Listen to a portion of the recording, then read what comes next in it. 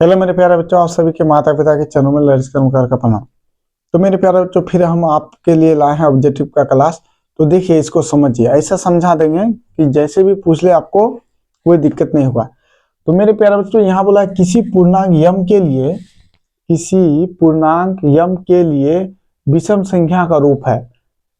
तो देखो, number A B C D कौन सा होगा। तो मेरे प्यारे बच्चों, आपने क्वेश्चन को नहीं समझा कि क्वेश्चन बोल क्या रहा है। जब क्वेश्चन को आप समझ जाइएगा ना, तो बनाने का भी प्रयत्न कीजिएगा। मेरे प्यारे बच्चों, बोल रहा है किसी पूर्णांक यम के लिए विषम संख्या का रूप है। मेरे प्यारे बच्चों, ये बोल रहा है कि हम यम का कोई भी मान अगर इसमें रख दे तो वो हर हाल में हमको विषम संख्या ही देगा। तो मेरे प्यारे बच्चों, विषम संख्या क्या होता है? जो दो से भाग ना लगे वो विषम संख्या होता है। तो मेरे पास तो ये बोला है किसी पूर्णांक मतलब यम का कोई भी मान हम अगर इसमें रखेंगे, इसमें अगर सम भी रखेंगे, यम का मान विषम भी रखेंगे, अगर हर कंडीशन में अगर विषम संख्या अगर वो बना देता है तो वही उसका आंसर होगा। चलो मेरे प्यारे बच्चों, यदि यम का मान हम क्या मान लेंगे, चलो क्या मान लेते हैं, एक मान लेते हैं। क्या मानेंगे? एक। उसके बाद सम मान लेते, दो मान लेते, चार मान लेते, कुछ भी मान लो। चलो अब मेरे प्यारे बच्चों, एक एक करके बैठा, उसके बाद आपको बता देंगे, डायरेक्ट ही मार दीजिएगा आंसर। तो मेरे प्यारे बच्चों, मेरा काम है समझाना, पहले समझिए आप मैथ को। तो देखो मेरे प्यारे बच्चों, पहला ऑप्शन को अगर ए को लेते हैं तो यहाँ यम है, तो यम के स्थान पर 1 बैठा। फिर दूसरा बार इसको लेंगे तो यहाँ यम के स्थान में 2 बैठा। तो देखो यहाँ तो मेरा क्या हो गया, विषम संख्या हो गया यहाँ, लेकिन सम संख्या आ जाता। फिर यम का मान 4 बैठाएंगे तो मेरे प्यारे बच्चों यहाँ सम, फिर यहाँ देखो 3 के बाद 4 कर देते हैं, फिर एम का मान 3 बैठाएंगे। तो मेरे प्यारे बच्चों देखो, ये हर कंडीशन में बदलते रहा। यहाँ क्या हो गया, 1 दे दिया, यहाँ विषम दे दिया, यहाँ सम दिया, यहाँ सम या विषम। तो ये पहला ऑप्शन नहीं हुआ। मतलब इसका इतना सामर्थ्य नहीं है कि यम के मान को ये सिर्फ विषम संख्या के रूप में बदल सके। मेरे प्यारे बच्चों, ये सम विषम दोनों में बदल देता है। चलो दूसरा बी वाला ऑप्शन लेते हैं। बी में मेरे प्यारे बच्चों क्या है, m+1। चलो m का मान अगर 1 रखे हैं तो 1+1 क्या हो जाएगा मेरे प्यारे बच्चों, 2 हो जाता है। देखो ये सम दे दिया, सम संख्या आ गया। फिर इसी में m+1 में क्या रखेंगे, 2 रखेंगे, तो 2+1 मेरे प्यारे बच्चों क्या हो जाएगा, तो 2 1 3 हो गया। फिर इसी में अगर 3 रख दे तो 3+1 मेरे प्यारे बच्चों, देखो आपको हम समझाते हैं, ये देखो m का मान 3 रख देंगे तो क्या हो जाएगा, 4 हो जाएगा। देखो मेरे प्यारे बच्चों, यहाँ सम दे दिया, विषम दे दिया, सम दे दिया, ये भी नहीं होगा, ये भी खत्म। हर हाल में विषम ही होना चाहिए। अब जो भी मान बैठा दे, यम का सम बैठाए या विषम बैठाए, हर हाल में आंसर विषम ही होना चाहिए। लेकिन मेरे प्यारे बच्चों, यहाँ दो पहला वाला भी वही हाल है, कभी सम देता है तो कभी विषम, इसका भी वही हाल है, सम देता है विषम। तो मेरे प्यारे बच्चों, सी नंबर का चलते। चलो सी में क्या है, 6 एम का मान अगर 1 बैठा तो 6 गुना 1 बराबर कितना हुआ, 6।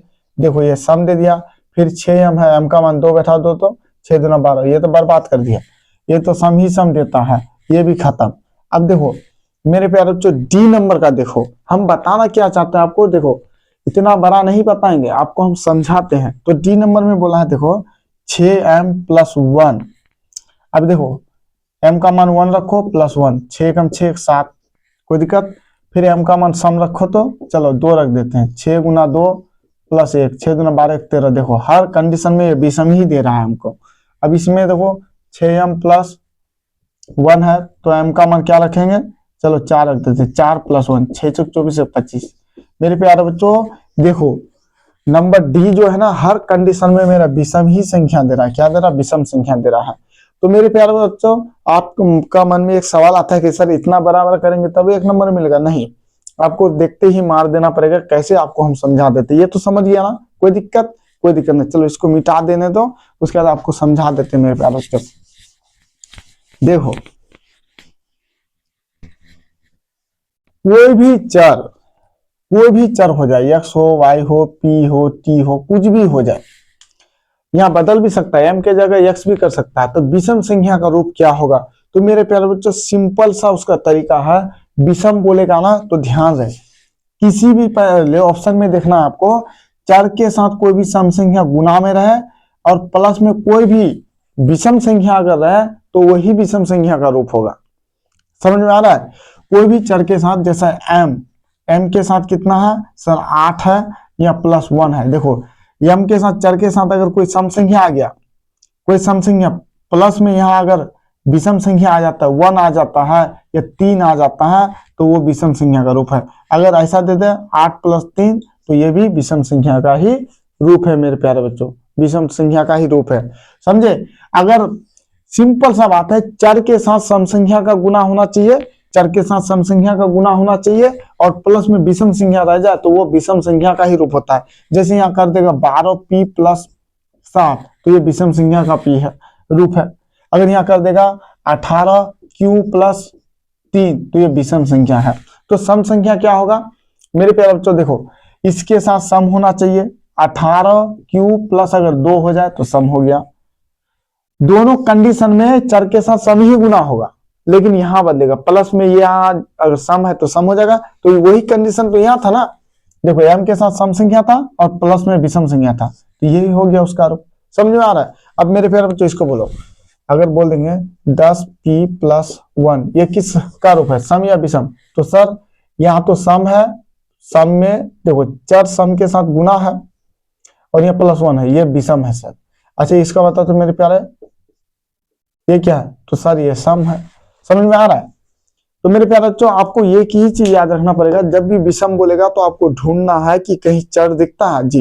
यदि चर दिखे तो उसके साथ देखना कि जो गुना है वो सम है या विषम है। अगर सम दिखे उसके बाद एक कंडीशन और देखना, प्लस में सम संख्या या विषम संख्या। अगर विषम संख्या आ गया तो विषम संख्या होगा, सम संख्या आ गया तो सम संख्या होगा।